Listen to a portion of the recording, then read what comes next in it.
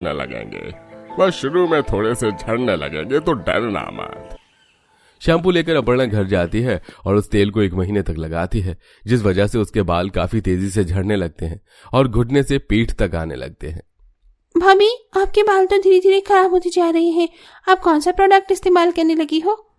देख बहू, मैं नहीं जानती तू अपने बालों पर क्या लगा रही है, पर तू जो भी इस्तेमाल कर रही है उसका इस्तेमाल करना बंद कर दे। तेरे बाल अब आधे भी नहीं रहे, ऐसे तो तू गंजी हो जाएगी। हाँ देवरानी जी, मुझे भी अब आपके बाल अच्छे नहीं लग रहे। मैंने कल देखा था आपके, जब बाल कंघी से गिर रहे थे तो आपके कितने सारे बाल टूट रहे थे। आप सबको मेरे बालों की चिंता करने की कोई जरूरत नहीं है।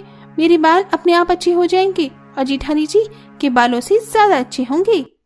अपर्णा किसी की नहीं सुनती, उसे बस बाबा की बात याद रहती है। देखते ही देखते उसके बाल इतने ज्यादा टूटने लगते हैं कि उसके सिर पर आधा गंजापन छा जाता है। बाबा ने बोला था थोड़े बाल झड़ेंगे, पर मैं तो गंजी हो गई। मैं क्या करूं कि मेरे बाल फिर से पहले की तरह हो जाएं? अपर्णा इस बारे में किसी से बात नहीं करती और अगली सुबह जब नहा कर निकलती है तो वो देखती है कि उसके सिर पर बचे हुए बाल भी खत्म हो चुके हैं। अपना गंजा सिर शीशे में देखकर अपर्णा फूट फूट कर रोने लगती है और खुद को कमरे में बंद कर लेती है। अपर्णा, क्या हुआ? तुम रो के रही हो? दरवाजा खोलो। बहू, मुझे तो डर है, जिस बात का डर था कहीं वही ना हो गया हो। सभी परेशान घर वाले अपर्णा की माँ को फोन करते हैं और सारी बात जानने के बाद अपर्णा की माँ अपनी बेटी को फोन करती है। मेरी बच्ची, इतना सब कुछ हो गया, तूने बताया क्यों नहीं? अगर तूने मुझे बताया होता तो मैं तेरी नानी से तेल शैम्पू सब बनवा कर ले आती। हमारे घर में एक तू ही तो है जिसके इतने लंबे बाल थे और तूने ढोंगी इंसान पर भरोसा कर लिया। मैं तेरी नानी के हाथों का बना तेल भिजवा रही हूँ।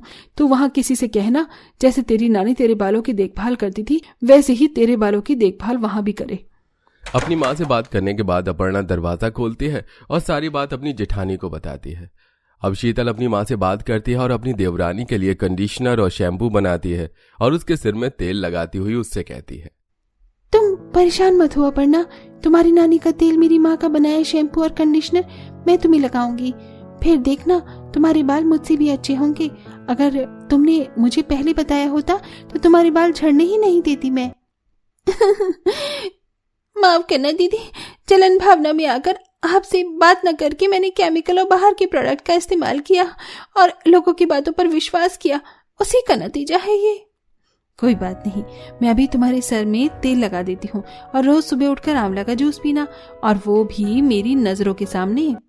इस तरह रोज अपने हाथों से शीतल अपर्णा के गंजे सिर के तेल से मालिश करती है और रोज आंवले का जूस पीने को देती है। देखते ही देखते